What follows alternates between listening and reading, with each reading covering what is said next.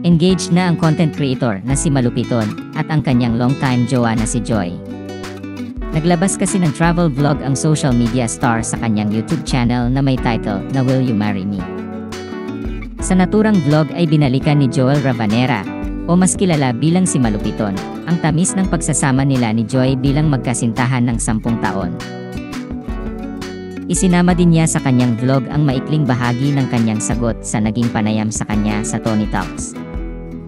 Matatandaan kasing tinanong ni Tony Gonzaga si Malupiton kung ano ang sikreto kung bakit tumagal sa kanya si Joy ng 10 taon. Sagot ng social media star sa naturang tanong, mahalin nyo lang ang isa't isa. Talunin nyo ang aldab. Sumang-ayon naman ang content creator nang tanungin siya kung si Joy ang nagbibigay ng joy sa buhay niya.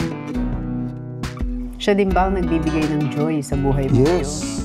Loks. Tsaka naalala ko po dati, wala naman po akong pan-date-date kay Joy. Si Joy yung lagi na nilibre sa akin.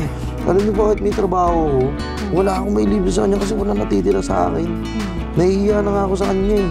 Ang bait na Joy.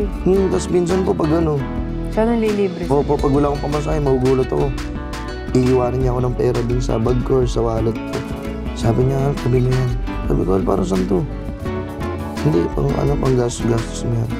Sabi ko, dami ko ng utang sa'yo. Kaya mo, pag nagkaroon ako, bawi ako sa'yo. Bumabawi ka naman ngayon. Ito pa. Bawing-bawi. Kasunod nito ay ipinasilip ni Malupiton ang naging paghahanda niya para sa kanyang proposal sa Taiwan. Kwento ng social media star, halos 1 buwan umano ang inabot bago niya makuha ang ipinakustomize na singsing para sa kanyang jowa at umaasa siya na sana mag-yes ito sa kanya.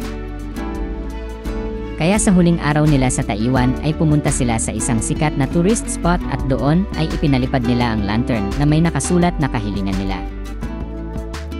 Matapos paliparin ang lantern ay lumuhod agad si Malupiton sa harap ni Joy at inilabas ang singsing na handog niya para sa kanyang jowa. Hirit ni Malupiton kay Joy, mahal, alam kong sobrang deserve mo to. Sa'yo lang si Malupiton. Forever.